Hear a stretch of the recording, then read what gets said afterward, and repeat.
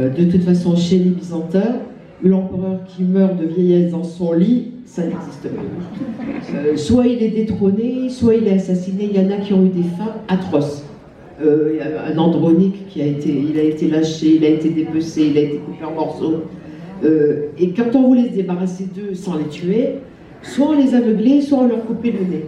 Parce que d'après le droit byzantin, on ne pouvait plus régner si on avait le nez coupé. Donc il y en a beaucoup qui ont eu le nez coupé. Enfin, c'est vrai que ce sont des histoires des époques barbares. Enfin, je ne sais pas si aujourd'hui on est moins barbare, ça ce serait un autre sujet.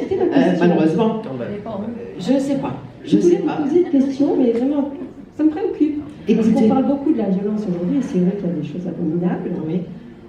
Quand on lit tout ce qui se passe à cette époque-là, dans tous les livres, et puis bon, particulièrement dans vos livres à vous, on se rend compte que c'était horrible aussi. Alors, est-ce que vous, avec votre recul, votre réflexion personnelle, quand vous entendez parler de toutes les violences qui se passent aujourd'hui, finalement, vous dites bah, c'était comme avant, ou bien non?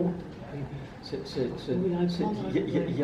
y a un retour, je pense, comme avant. Par exemple, quand je fais récemment une conférence sur l'art sacré niçois, le siècle d'or de la peinture niçoise, il y a Saint-Laurent, par exemple. Saint-Laurent est représenté avec un grill, c'est l'attribut du martyr de Saint-Laurent, mais ce grill, vous le retrouvez avec Daesh.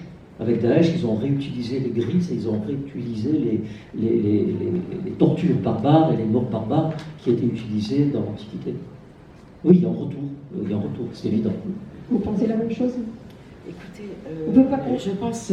c'est pas évident je de parler. Je me souviens, il y avait un livre que j'avais adoré, c'était Zone de Mathias Hénard. Et la phrase liminaire, je l'ai toujours en tête, l'histoire est un conte de bêtes féroces. Et je pense que c'est ça. Hein. Quelle que soit l'époque, alors il y a peut-être eu des époques moins barbares, mais il est vrai qu'au Moyen-Âge, on ne faisait pas dans la dentelle quand il fallait torturer quelqu'un.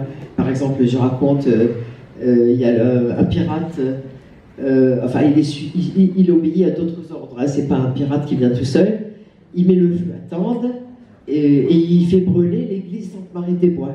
Et donc le comte le fait torturer à mort hein, pour savoir qui est derrière cet attentat. C'est d'ailleurs après comme ça qu'ils ont construit la collégiale, la merveilleuse collégiale actuelle de Tende. Hein. Elle a été entièrement refaite suite à cet incendie. Bon ben là, le comte, les tortures qu'a subi ce pirate, c'était atroce. Ils n'hésitaient pas.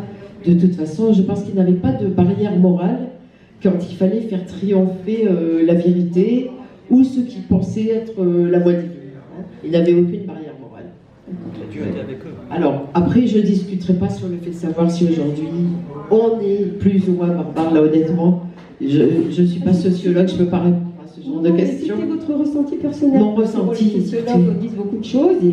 Je ne suis pas sûre qu'on le soit moins.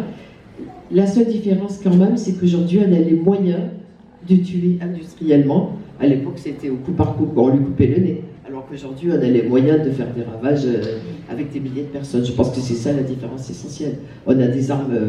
bon, à l'époque, les armes étaient quand même rudimentaires par rapport à aujourd'hui.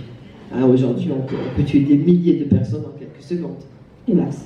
Hélas, oui, je préfère pas les ajouter. Alors, bon, alors ben voilà, si vous voulez en savoir plus, là, vous avez une vision de la façon dont nos amis la travaillent, érudition, création personnelle, invention romanesque, avec respect quand même au maximum de tout ce qui est historique. Un bel échantillon, je crois que vous, c'est votre 13e livre. Oui, c'est ça. Le 13e livre.